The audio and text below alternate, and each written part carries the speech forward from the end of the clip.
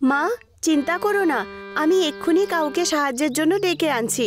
দীপু, তুই 5 মিনিট মায়ের কাছেই দাঁড়া। হ্যাঁ দিদি, ঠিক আছে।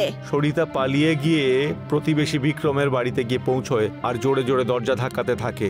বিক্রম আঙ্কেল, দরজা খুলুন প্লিজ। বিক্রম আঙ্কেল, দরজা খুলুন প্লিজ। বিক্রম আঙ্কেল। 2 মিনিট পরে বিক্রম দরজা খোলে। আঙ্কেল, মায়ের শরীর হঠাৎ করে খারাপ হয়ে গেছে, আপনি চলুন না প্লিজ। বিক্রম আর সরিতা দৌড়ে গিয়ে সরিতার বাড়িতে পৌঁছায়। সরিতার মা তখনও অজ্ঞান হয়ে আছে আর সরিতার ছোট ভাই দীপু কাঁদতে কাঁদতে ওর মাথায় হাত বুলাতে থাকে। বিক্রম তাড়াতাড়ি করে অ্যাম্বুলেন্স ডাকে এবং সবাই মিলে হসপিটাল পৌঁছায়। সেখানে সরিতার মাকে অ্যাডমিট করে দেওয়া হয়। সরিতা একটা বেঞ্চে বসে থাকে, তখনই তার পাশে বিক্রম এসে বসে। সরিতা, তুমি ঠিক আছো তো? আঙ্কেল, মায়ের ঠিক হতে আর কত সময় লাগবে? ডাক্তার বলেছে যে তোমার মায়ের হার্টের অসুখ করেছে, ওনার হার্ট অপারেশন করতে হবে আর 1 মাস ধরেও অ্যাডমিট করে রেখে দিতে হবে। এখন আমরা কি করব আঙ্কেল? আমি তোমাকে পুরো সাহায্য করার চেষ্টা করব, কিন্তু অপারেশন খুবই কস্টলি আর এত টাকা তো আমার কাছেও নেই। ডক্টর আজই টাকা জমা করার জন্য বলছে, না হলে ও চিকিৎসা শুরু করবে না। কিন্তু আমরা এত টাকা কোত্থেকে আনবো? সরিতা অপারেশনের জন্য এই টাকা জমা করতে অক্ষম হয় আর ডক্টর সরিতার মায়ের চিকিৎসা বন্ধ করে দেয়। সরিতার মা ঘরে ফিরে আসে, কিন্তু পরের দিনই ওনার আবার হার্ট অ্যাটাক করে এবং ওনার মৃত্যু হয়। সরিতা এই পৃথিবীতে হঠাৎ একলা হয়ে পড়ে আর তার উপর ছোট ভাই দীপুর দায়িত্ব এসে পড়ে। ও নদীর ধারে বসে নিজের পরিবারের সম্বন্ধে ভাবতে থাকে। সময় কিরকম খেলা করছে। 1 বছর আগে আমাদের হাসি খুশির পরিবার ছিল, কত আনন্দে ছিলাম আমরা। বাবা রোজ রাত অফিস থেকে আসতেন আর আমাদের জন্য খেলনা নিয়ে আসতেন, আর মা আমাদের জন্য কত রকমের খাবার বানিয়ে রাখতেন। আমি আর দীপু খুব লড়াই করতাম আর উনি আমাদের বকতেন। আমরা সবাই মিলে খেতাম, হাসতাম আর ঘুরতে যেতাম। আমার বাবার আমি প্রিয় মেয়ে ছিলাম, কিন্তু সেদিন রাত সব পাল্টে গেল যখন বাবা রোড অ্যাক্সিডেন্টে মরে গেলেন। এখন এই পৃথিবীতে দীপু ছাড়া আর আমার কেউ নেই, কিন্তু আমাকে সাহস রাখতেই হবে। দীপুর জন্য বেঁচে থাকতে হবে। আমাদের কাছে ব্যাস এখন মা বাবার বাড়ি বেঁচে আছে, আর কিচ্ছু নেই। সরিতা যখন ঘরে ফেরে তখন দেখে ওর ভাই দীপু বাইরে দাঁড়িয়ে কাঁদছে। কি হয়েছে দীপু? বিক্রম আঙ্কেল কোথায়? উনি তো তোর দেখাশোনা করছিলেন। সেই সময় বিক্রম ঘরের ভেতর থেকে কিছু পেপার নিয়ে বেরিয়ে আসে আর সেগুলো সরিতার হাতে ধরিয়ে দেয়। এই নাও তোমার ঘরের কাগজপত্র, এই বাড়ি এখন আমার, তোমরা এখানে থাকতে পারবে না। যাও, নিজের জিনিসপত্র গুছিয়ে নাও আর এখান থেকে বেরিয়ে যাও। সরিতা নিজের চোখে বিশ্বাস করতে পারে না। ও বিক্রম আঙ্কেলকে ভরসা করত, কিন্তু তার এই অসুবিধার ফায়দা উঠিয়ে বিক্রম সরিতার ঘরকে নিজের নামে করে নিয়েছিল। সরিতা আর দীপু গৃহহীন হয়ে পড়ে। সরিতার কাছে কোনো রাস্তা ছিল না, ও একা লড়তেও পারছিল না। ও দীপুকে নিয়ে রাস্তার ধারে বসে পড়ে। দিদি, মা বাবা কোথায় চলে গেছেন? ওরা আমাদের নিতে কেন আসছেন না? আমাদেরকে খাবার কেন দিচ্ছেন না? দিদি, আমার খুব খিদে পেয়েছে। তুই চিন্তা করিস না দীপু, মা বাবা কোথাও যায়নি। ওরা সবসময় আমাদের সাথেই আছেন আর আমাদের দেখছেন, ব্যাস আমাদের কাছে আসতে পারছেন না। কিন্তু আমি আছি তো তোর সাথে, আর সব সময় থাকবো। এখন তুই ঘুমিয়ে পড়, কাল আমি তোকে পাক্কা কিছু না কিছু খাওয়াবো। সরিতা দীপুকে অনেক কষ্ট করে শুয়ে দেয়। তারপরে সে আশেপাশের হোটেলে খাবার আনতে যায়। সেখান থেকে হোটেলওয়ালা তাকে ভাগিয়ে দেয়। তারপরে সে রামধারীর হোটেলে গিয়ে পৌঁছায়। আঙ্কেল, 2 দিন ধরে কিচ্ছু খাইনি, আমাকে কিছু খেতে দিন প্লিজ, প্লিজ আঙ্কেল। কে জানে কোথার থেকে সব এসে পড়ে রোজ। যাও এখান থেকে, আমাদের কাছে ফোকটে দেওয়ার মতো খাবার নেই এখানে, ভিখারি মেয়ে কোথাকার। ঠিক তখনই সব কথা এই হোটেলের মালিক রামধারী শুনে নেয় আর সে এসে সরিতাকে জিজ্ঞেস করে, কি হয়েছে মা, এতক্ষণ ধরে এখানে কি করছো? আমি আর আমার ভাই 2 দিন ধরে কিচ্ছু খাইনি, প্লিজ কিছু খেতে দিন। ঠিক আছে, আমি দিচ্ছি তোমাকে। তোমার লজ্জা করে না কোনো ক্ষুধার্তকে এভাবে তাড়িয়ে দিতে? যাও গিয়ে ওনার জন্য খাবার নিয়ে এসো। তুমি বাতাও মা, তোমার সাথে কি হয়েছে? সরিতা রামধারীকে পুরো ঘটনাটা বলে। সরিতার এই পুরো ঘটনা শুনে রামধারীর মনে প্রচুর দয়া হয় এবং সে বলে, বলো আমি তোমাকে আর কিভাবে সাহায্য করতে পারি? আমি নিজেই টাকা রোজগার করতে চাই স্যার। আমার মা আমাকে খুব ভালো ছোলে কুলচে বানাতে শিখিয়েছেন। আমি সেটা বানিয়ে বিক্রি করে পয়সা রোজগার করতে চাই, কিন্তু আমার কাছে এই কাজ শুরু করার জন্য টাকা পয়সাই নেই। যদি আপনি আমার এতে সাহায্য করতে পারেন তাহলে আমি সারা জীবন আপনার কৃতজ্ঞ থাকব। রামধারী সরিতাকে কিছু টাকা এনে দেয় আর তারপর বলে, তোমার সাহস কিন্তু দেখবার মতো। তুমি কখনোই নিজের জীবনে কিন্তু হার মানার নয়। নিজের মা বাবাকে হারিয়ে প্রতিবেশীর থেকে এত বড় ধোঁকা খাওয়ার পরেও তুমি নিজে থেকে নিজের কাজ শুরু করতে চাও। আমি তোমাকে পুরো সমর্থন করব। আমি এই সব কিছু আমার ভাই দীপুর জন্যই করছি। যদি ও না হতো তাহলে আমি হয়তো আজ বেঁচেই থাকতাম না স্যার। আমি আপনার কাছে আরো একটা জিনিস চাইছি স্যার। হ্যাঁ, তো? আমি হোটেলের বাইরে একটা পুরনো সাইকেল দেখলাম স্যার। আমি কি ওই সাইকেলটা নিতে পারি? আমি ওই সাইকেলেই আমার ছোলে কুলচের বিজনেস স্টার্ট করব। ঠিক আছে, আমি সেটাকে রিপেয়ার করে তোমাকে কাল সকালে দিয়ে দেব। সেভাবে রামধারীর সহায়তায় সরিতা ছোলে কুলচে বানানো শুরু করে এবং তাকে সাইকেলের উপর নিয়ে বিক্রি করা শুরু করে এবং ও তার ছোলে কুলচের নাম রামধারী ছোলে কুলচে রাখে। আর ওর ছোলে কুলচে খুবই সুস্বাদু খেতে হয়, আর সেটা খাবার জন্যে প্রচুর লোক সরিতাকে নিজের ঘরে ডাকে। রামধারী সরিতাকে উন্নতি করতে দেখে খুব খুশি হয় আর ওর সরিতাকে নিয়ে খুবই গর্ববোধ হয়। সরিতা রামধারীকে তার নিজের বড় ভাইয়ের মতো সম্মান করে আর ধীরে ধীরে ওনার সমস্ত ধার মিটিয়ে দেয়। সরিতা যত টাকা কামায় তাই দিয়ে দীপুকে একটা ভালো স্কুলে ভর্তি করে দেয় আর তাকে খুব পড়াশোনা করায়। সরিতা 28 বছর পর্যন্ত সাইকেলের ওপর ছোলে কুলচে বেচতে থাকে আর ওর ভাই দীপু লেখাপড়া করে একজন খুব বড় অফিসার হয়ে যায়। দীপু সরিতাকে নিজের মায়ের সমান মনে করে এবং সমস্ত সফলতার রোজগার সে সরিতাকে দেয়। দীপুর অফিসার হবার পরেও সরিতা ছোলা কুলচা বিক্রি করা ছাড়েনি, কারণ এটা করেই সে নিজের পায়ে দাঁড়াতে পেরেছিল। ও গোটা শহরে সাইকেলের ওপর রামধারী ছোলে কুলচে বিক্রেতা নামেই পরিচিত হয়ে থাকে আর বাইরের শহর থেকেও সরিতার ছোলে কুলচে খাবার জন্য লোক আসতে থাকে। আব্দুল একজন খানসামা ছিল যে সুলতান মিয়ার হোটেলে তন্দুরি বানাতো। ভাই, আমাকে একটা তন্দুর পার্সেল করে দাও। আগে এক্ষুনি দিচ্ছি। আপনার হাতের তন্দুরের কোনো জবাব নেই আব্দুল মিয়া। আমি অনেক হোটেলের তন্দুর খেয়েছি, কিন্তু আপনার হাতের তন্দুরের মতো স্বাদ কোথাও পাওয়াই যাবে না। ধন্যবাদ। আপনার যে আমার তন্দুরি ভালো লেগেছে সেটাই অনেক। আব্দুল অনেক বছর ধরে এই হোটেলেই কাজ করছিল। সবকিছু ঠিকই চলছিল। তারপর একদিন সুলতান মিয়ার ছেলে আফজল হোটেলের দেখাশোনা করতে আরম্ভ করলো। ভাই, আপনার হোটেলের তন্দুরির তো কোনো কথাই নেই। হ্যাঁ হ্যাঁ হ্যাঁ, আমি জানি জনাব। অনেক লোক আব্দুল মিয়ার তন্দুরির খুব প্রশংসা করেন। এই শুনে আব্দুল হাসল। সে আফজলের মনে দুষ্টু বুদ্ধির ব্যাপারে জানত না। আফজল ভেবে রেখেছিল যে ও তন্দুরি কাউন্টার আরো বড় করে বানাবে এবং আরো অনেক খানসামা রাখবে। আব্দুল ভাই, এবার আপনাকে অন্যান্য খানসামাদেরও আপনার মতন তন্দুরি বানাতে শেখাতে হবে।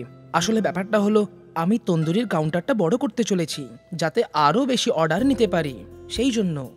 হ্যাঁ নিশ্চয়ই, আমি সব খানসামাদের শিখিয়ে দেব। এই শুনে আফজল খুশি হলো। কিছুদিন পর তন্দুরি কাউন্টার বড় হয়ে গেল। আরো দুজন খানসামা কাউন্টারে এলো, আলতাফ আর আরবাজ। এবার আমাকে ভালো করে দেখো আর শেখো। যদি আমার মতন ভালো করে তন্দুরি বানাতে পারো তাহলে গ্রাহক তোমাদেরও তারিফ করবে।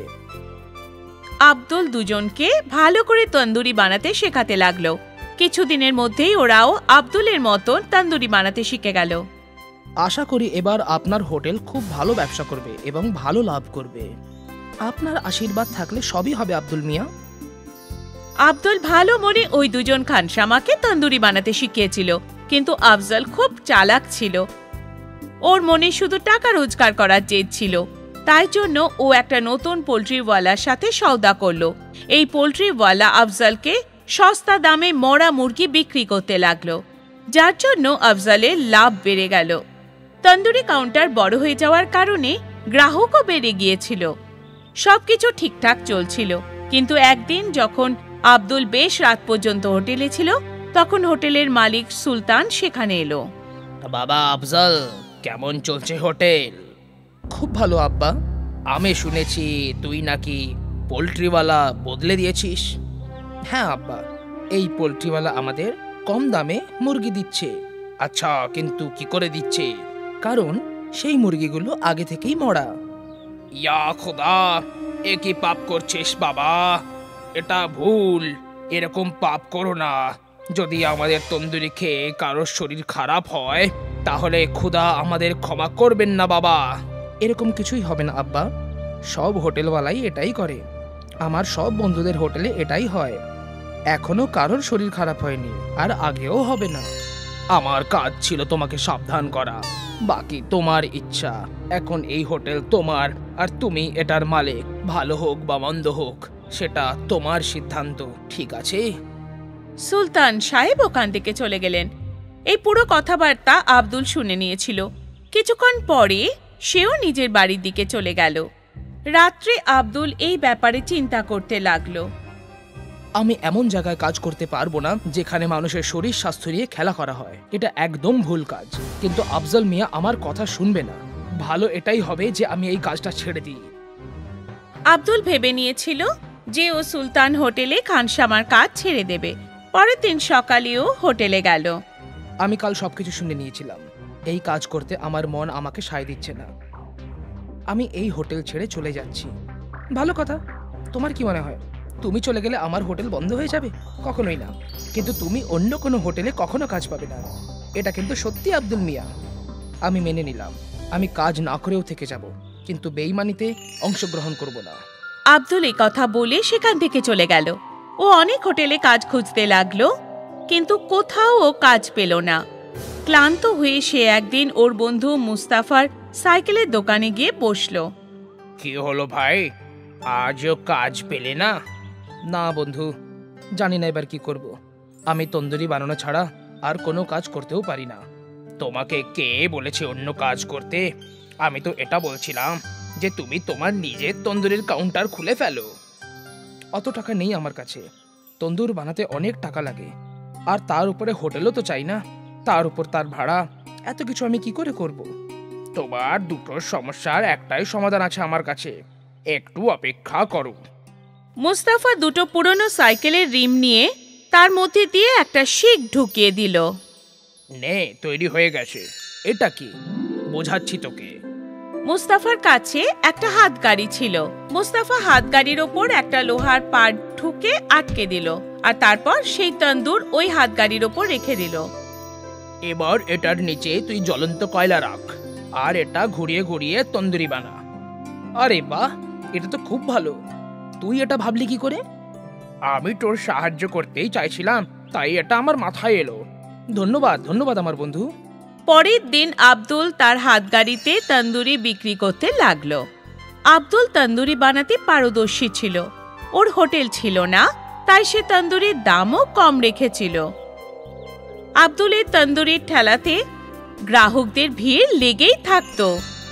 ওদিকে সুলতান হোটেলে ফুড অফিসারদের রেড হলো, আর মরা মুরগি বিক্রি করার অপরাধে হোটেল সিল করে দেওয়া হলো, আর আফজলকে জেলে বন্দি করে দেওয়া হলো। হয়তো এটাই প্রকৃতির নিয়ম। ভালোর সাথে ভালো হয় আর খারাপের সাথে খারাপ। তাই জন্য কথায় আছে, যার শেষ ভালো তার সব ভালো। আব্দুল একজন খানসামা ছিল যে সুলতান মিয়ার হোটেলে তন্দুরি বানাতো। ভাই, আমাকে একটা তন্দুর পার্সেল করে দাও। আগে এক্ষুনি দিচ্ছি। আপনার হাতের তন্দুরের কোনো জবাব নেই আব্দুল মিয়া। আমি অনেক হোটেলের তন্দুর খেয়েছি, কিন্তু আপনার হাতের তন্দুরের মতো স্বাদ কোথাও পাওয়াই যাবে না। ধন্যবাদ। আপনার যে আমার তন্দুরি ভালো লেগেছে সেটাই অনেক। আব্দুল অনেক বছর ধরে এই হোটেলেই কাজ করছিল। সবকিছু ঠিকই চলছিল। তারপর একদিন সুলতান মিয়ার ছেলে আফজল হোটেলের দেখাশোনা করতে আরম্ভ করলো। ভাই, আপনার হোটেলের তন্দুরির তো কোনো কথাই নেই। হ্যাঁ হ্যাঁ হ্যাঁ, আমি জানি জনাব। অনেক লোক আব্দুল মিয়ার তন্দুরির খুব প্রশংসা করেন। এই শুনে আব্দুল হাসল। সে আফজলের মনে দুষ্টু বুদ্ধির ব্যাপারে জানতো না। আফজল ভেবে রেখেছিল যে ও তন্দুরি কাউন্টার আরো বড় করে বানাবে এবং আরো অনেক খানসামা রাখবে। আব্দুল ভাই, এবার আপনাকে অন্যান্য খানসামাদেরও আপনার মতন তন্দুরি বানাতে শেখাতে হবে। আসলে ব্যাপারটা হলো, আমি তন্দুরির কাউন্টারটা বড় করতে চলেছি যাতে আরো বেশি অর্ডার নিতে পারি, সেই জন্য। হ্যাঁ নিশ্চয়ই, আমি সব খানসামাদের শিখিয়ে দেবো। এই শুনে আফজল খুশি হলো। কিছুদিন পর তন্দুরি কাউন্টার বড় হয়ে গেল। আরো দুজন খানসামা কাউন্টারে এলো, আলতাফ আর আরবাজ। এবার আমাকে ভালো করে দেখো আর শেখো। যদি আমার মতন ভালো করে তন্দুরি বানাতে পারো তাহলে গ্রাহক তোমাদেরও তারিফ করবে। আব্দুল দুজনকে ভালো করে তন্দুরি বানাতে শেখাতে লাগলো। কিছুদিনের মধ্যেই ওরাও আব্দুলের মতন তন্দুরি বানাতে শিখে গেল। আশা করি এবার আপনার হোটেল খুব ভালো ব্যবসা করবে এবং ভালো লাভ করবে। আপনার আশীর্বাদ থাকলে সবই হবে আব্দুল মিয়া। আব্দুল ভালো মনে ওই দুজন খানসামাকে তন্দুরি বানাতে শিখিয়েছিল, কিন্তু আফজল খুব চালাক ছিল। ওর মনে শুধু টাকা রোজগার করার জেদ ছিল। তাই জন্য ও একটা নতুন পোল্ট্রিওয়ালার সাথে সওদা করলো।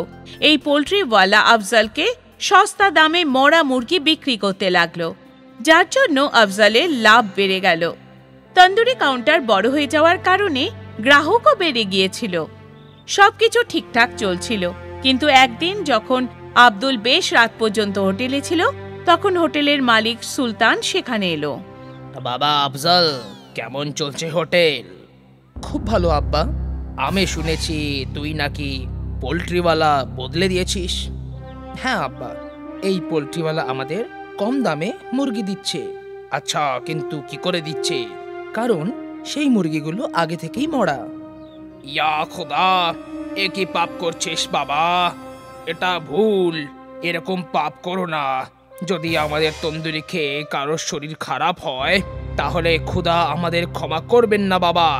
এরকম কিছুই হবে না আব্বা, সব হোটেলওয়ালাই এটাই করে। আমার সব বন্ধুদের হোটেলে এটাই হয়। এখনো কারোর শরীর খারাপ হয়নি, আর আগেও হবে না। আমার কাজ ছিল তোমাকে সাবধান করা, বাকি তোমার ইচ্ছা। এখন এই হোটেল তোমার, আর তুমি এটার মালিক। ভালো হোক বা মন্দ হোক সেটা তোমার সিদ্ধান্ত, ঠিক আছে? সুলতান সাহেব ওখান থেকে চলে গেলেন। এই পুরো কথাবার্তা আব্দুল শুনে নিয়েছিল। কিছুক্ষণ পরে সেও নিজের বাড়ির দিকে চলে গেল।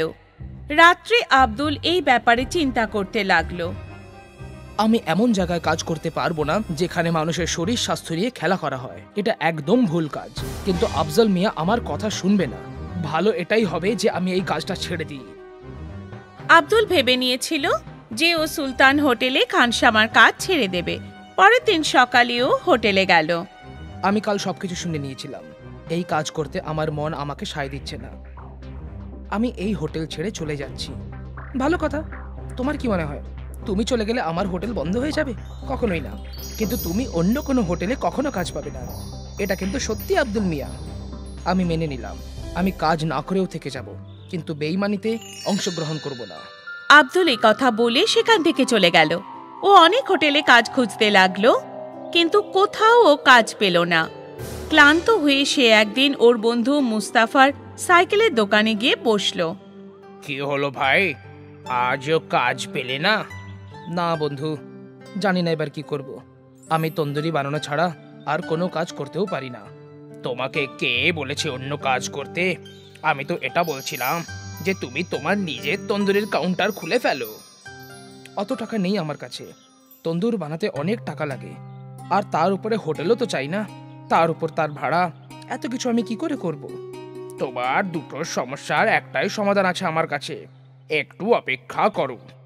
মুস্তাফা দুটো পুরনো সাইকেলের রিম নিয়ে তার মধ্যে দিয়ে একটা শিক ঢুকিয়ে দিল। নে, তৈরি হয়ে গেছে। এটা কি? বোঝাচ্ছি তোকে। মুস্তাফার কাছে একটা হাতগাড়ি ছিল।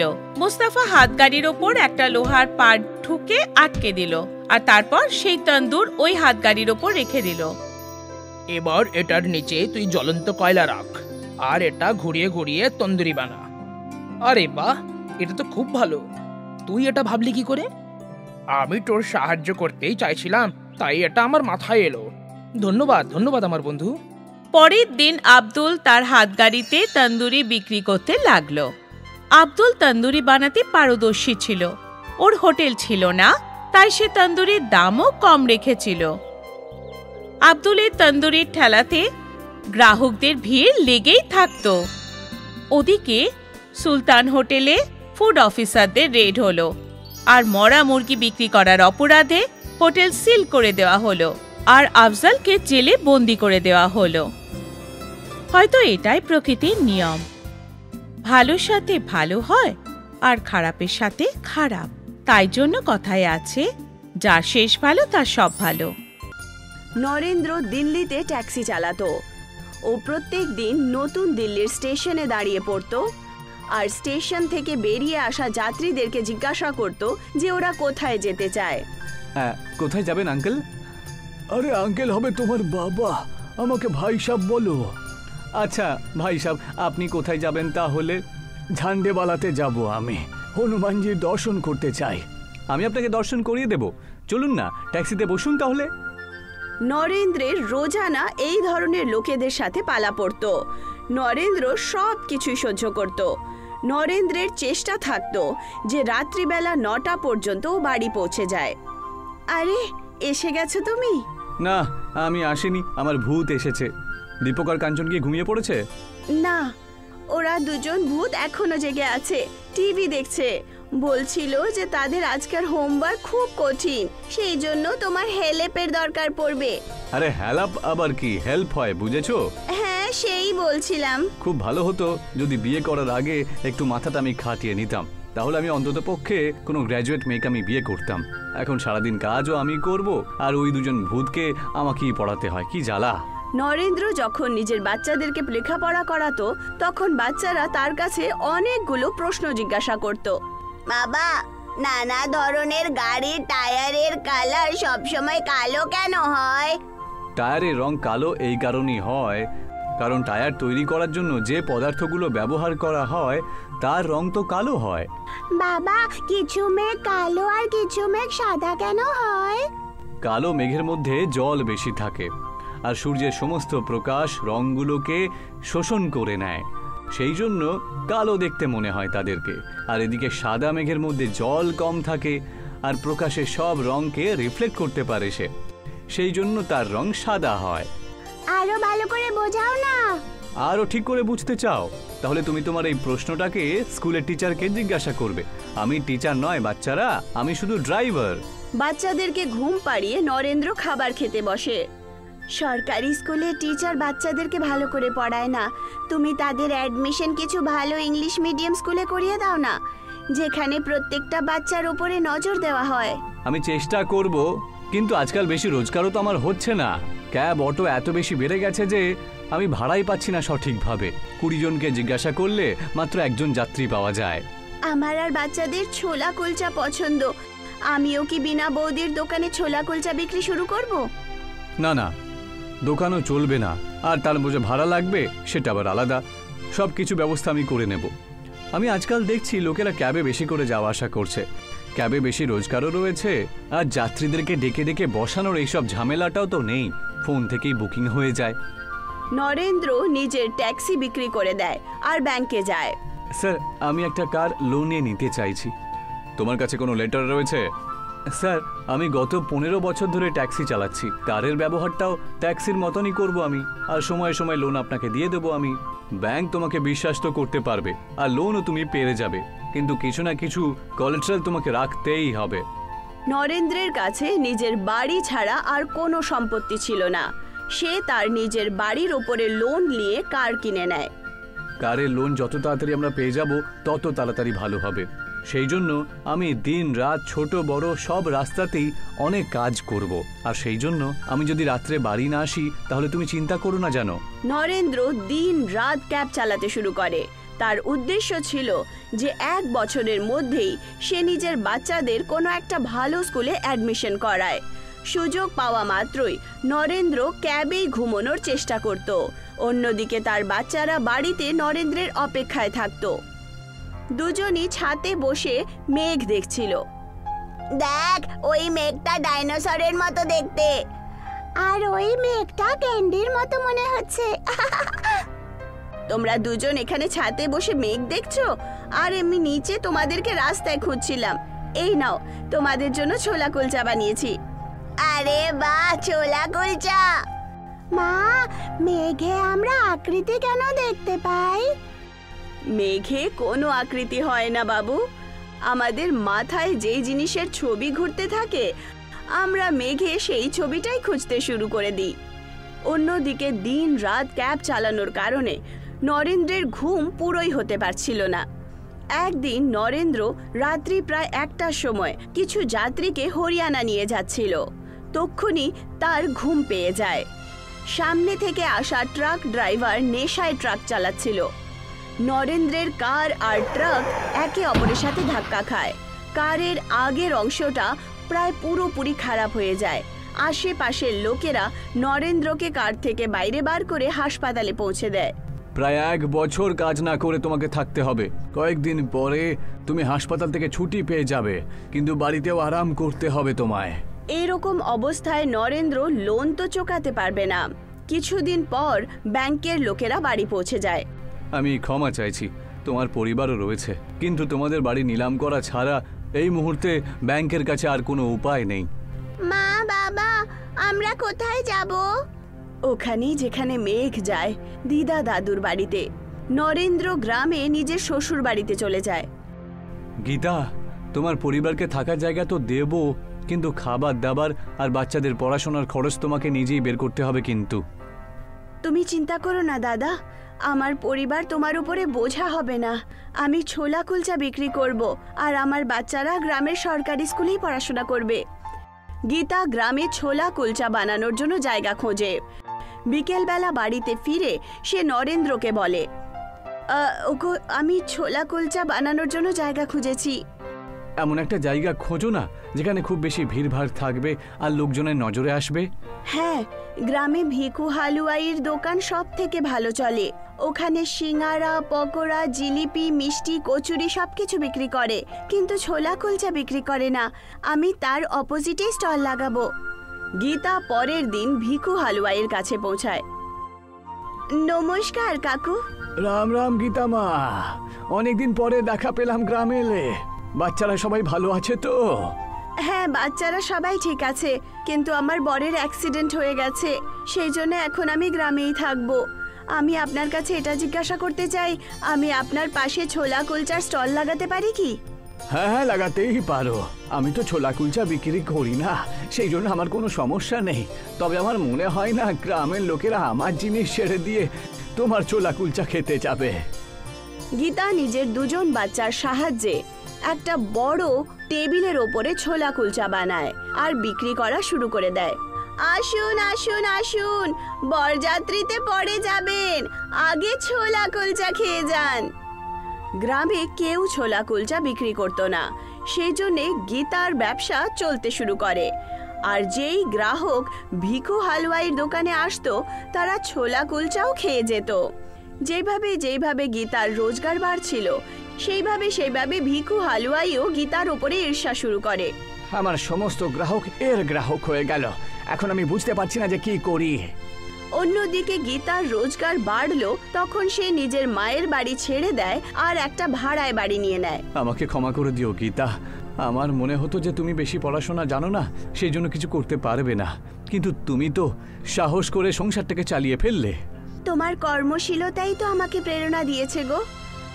অন্যদিকে ভিকু হালুয়াই মিউনিসিপ্যালিটির অফিসে পৌঁছায়। সে অফিসে গিয়ে অফিসারকে ঘুষ দিয়ে বলে, আমার দোকানের পাশে রাস্তার ধারে গীতা নামের একজন মহিলা ছোলা কুলচা স্টল লাগায়, ওকে সরিয়ে দিতে হবে। 2-4 জন আরো দোকান সরিয়ে দিও, তাহলে গীতা যেন এটা বুঝতে না পারে যে ওর দোকানটাই বিশেষ করে সরানো হয়েছে। পরের দিন মিউনিসিপ্যালিটির অধিকারী রাস্তায় পৌঁছে যায়। দিল্লির বিখ্যাত ছোলা কুলচে। কত দাম ছোলা কুলচের? 20 টাকার প্লেট। 1 প্লেট আমাকেও খাওয়াও তো। ছোলা কুলচো খাওয়ার পর অধিকারী বলে ওঠে, তোমার ছোলা খুবই ভালো, কিন্তু তোমাকে নিজের ব্যবসা এখান থেকে বন্ধ করতে হবে, কারণ রাস্তার ধারে সমস্ত দোকান আমরা তুলে দিচ্ছি। এক্ষুনি থাকুক না স্যার, যদি আমি এখান থেকে ব্যবসা সরিয়ে দিই তাহলে আমার রোজগার চলতেই পারবে না যে। তুমি ভাড়ায় অন্য দোকান নিয়ে নিও। সাহেব, আমার বড় অসুস্থ, ওনার ওষুধের খরচা, থাকার ভাড়া, বাচ্চাদের স্কুলের ফিস, এই সমস্ত জিনিসেই টাকা খরচ হয়ে যায়। আমি দোকান ভাড়ায় নিতে পারবোই না। এসব আমি জানি না, অন্য কোথাও চলে যাও, কিন্তু এখান থেকে তুমি তোমার ব্যবসা বন্ধ করো। অধিকারী পুরো রাস্তা খালি করিয়ে দেয়। দীপক আর কাঞ্চন একটা একটা বাসন নিজের মাথায় রেখে নেয়, আর ওরা তিনজন বাড়ির দিকে রওনা দেয়। দীপক আর কাঞ্চন কখনো নিজের মাকে কাঁদতে দেখেনি, কিন্তু আজ গীতার চোখে জল ছিল।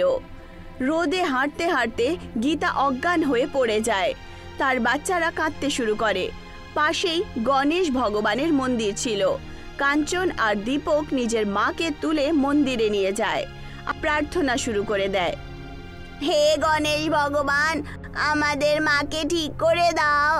আমাদের বাবা আগে থেকেই অসুস্থ, যদি মাও অসুস্থ হয়ে যায় তাহলে আমরা খাবার দাবারও পাবো না, আর আমাদের লেখাপড়াও বন্ধ হয়ে যাবে। তক্ষুনি হঠাৎ করে মূর্তি থেকে গণেশ ভগবান বাইরে আসেন। তখন গীতার জ্ঞান ফেরে। গণেশ ভগবান গীতাকে দুটো মেঘ দেন। এই মেঘ সবসময় তোমাদের ছাদে থাকবে, তোমরা যখন চাইবে এর মধ্যে থেকে ছোলে কুলচে বের করতে পারবে। এই মেঘ সংকটের সময়ও তোমাদেরকে রক্ষা করবে। দীপক, কাঞ্চন আর গীতা বাড়ির দিকে যায়। মেঘ তাদের ওপরে ওপরে তাদের সাথেই যায়। মেঘ তাদের ছাদের ওপরে বসে পড়ে। পরের দিন গীতা মেঘকে বলে ওঠে, মেঘ মেঘ ছোলা দাও। মেঘ থেকে ছোলা বেরিয়ে আসে আর বাসন ভরে যায়। তারপর গীতা দ্বিতীয় মেঘকে বলে, মেঘ মেঘ কুলচা দাও। মেঘ থেকে কুলচা বেরিয়ে আসে আর আবার বাসন ভরে যায়। গীতা ছোলার বাসন নিজের গলায় ঢোলের মতো টাঙিয়ে নেয়, আর কুলচার বাসন কাঞ্চন আর দীপক ধরে তার সাথেই হাঁটা শুরু করে। ওরা তিনজন এখন ঘুরে ঘুরে পুরো গ্রামে ছোলা কুলচা বিক্রি করতে শুরু করে। প্রথমে গীতার স্টল একটা জায়গাতেই ছিল, সেই জন্য গ্রামের বাচ্চা, বুড়ো আর সমস্ত লোকেরা ওখানে পৌঁছতে পারত না। কিন্তু এখন গীতা সমস্ত বাড়ির সামনে দিয়ে যেত, সেই জন্য তার বিক্রি বেড়েই গেছিল। গীতা নিজের বাড়িতে পৌঁছে টাকা গুনতে গুনতে নরেন্দ্রকে বলে ওঠে, আজ তো খুব মজা হলো, বিনা পরিশ্রম করে শুধু রোজগার। একদিন গীতা গ্রামের সবচেয়ে বড় কাপড়ের দোকানে নিজের বাচ্চাদেরকে কাপড় কিনতে নিয়ে যায়। ওখানে সে মিউনিসিপ্যালিটি সেই অফিসারকে দেখতে পায়। সেও নিজের পরিবারের সাথে কাপড় কিনতে গেছিল। মিউনিসিপ্যালিটির অধিকারী যখন গীতাকে দামি কাপড় কিনতে দেখে নেয়, তখন সে নিজের ওপরে লজ্জা ফিল করে। আমাকে ক্ষমা করে দেবেন গীতা দিদি, সেই দিন আমি আপনার রোজগার কেড়ে নিয়েছিলাম। আসলে আমি লোভে পড়েছিলাম। ভিকু হালুয়াই, যাকে তুমি কাকু বলো না, ওই তো তোমাকে তোমার ব্যবসা নিজের দোকানের সামনে থেকে সরানোর জন্য ঘুষ দিয়েছিল। আচ্ছা, তাহলে এই ব্যাপার। ভিকু কাকু ওপরে ওপরে তো মিষ্টি বলেন, আর ভেতরে ভেতরে আমার সঙ্গে ঈর্ষা করে। উনি আমার ব্যবসা খারাপ করার চেষ্টা করেছিল, কিন্তু এখন আমি ওনার দোকানই ভাড়ায় কিনে নেব। গীতা দোকানদারের মালিকের কাছে পৌঁছায়, আর পৌঁছে সে দ্বিগুণ ভাড়া দেওয়ার কথা বলে দেয়। দোকানের মালিক সঙ্গে সঙ্গে ভিকু হালুয়াইয়ের কাছে পৌঁছায়। ভিকু ভাই, কালকে তোমাকে দোকানটা সরাতে হবে। কেউ একজন দ্বিগুণ বেশি ভাড়ায় এই দোকানটা নিয়ে নিয়েছে। কিন্তু সে কে যে এত বেশি ভাড়া দেওয়ার জন্য রেডি আছে? গীতা, ছোলা কুলচাওয়ালা। কিন্তু আমি আপনার দোকানটা অনেক দিন ধরে চালাচ্ছি, আপনি আমাকে সরাতে পারেন না। আমি এসব শুনতে চাই না, তুমি দোকানটা তুলে দাও তো। যেইভাবে এক সময় চোখে জল নিয়ে গীতাকে নিজের স্টল সরাতে হয়েছিল, ঠিক সেইভাবেই আজ ভিকুকে নিজের দোকান খালি করতে হলো। ভিকুকে গ্রামবাসীরা বলে যে গীতার ছাদের ওপরে মেঘ আছে, যার দ্বারা সে ছোলা কুলচা চায়। আরে মেঘই তো, সব শেষ করে দেব। ভিকু একটা অনেক উঁচু আর শক্তিশালী ফ্যান বানিয়ে দেয়, আর মেঘ ওড়ানোর চেষ্টা শুরু করে দেয়। মেঘ অনেক দূর পর্যন্ত উড়ে যায়, কিন্তু তারপর তারা উড়ে ভিকুর মাথার ওপরে আসে আর বড় বড় বরফ বর্ষাতে শুরু করে। ভিকু দৌড়ে দৌড়ে পালাচ্ছিল, কিন্তু তার মাথার ওপরে বরফের বৃষ্টি শুরু হয়ে যায়। ওরে বাবা গো, আমায় কেউ বাঁচাও, কে আছো বাঁচাও। গীতা মা, আমাকে বাঁচাও, তোমার কাছে হাত জড়ো করছি আমি, আর আমি এমন কখনো ক্ষতি করব না তোমার। তখন গীতা মেঘেদের বলল, মেঘ ছাদে ফেরত চলে এসো। মেঘ নিজের জায়গায় ফেরত চলে আসে আর তখন ভিখুর প্রাণ বেঁচে যায়।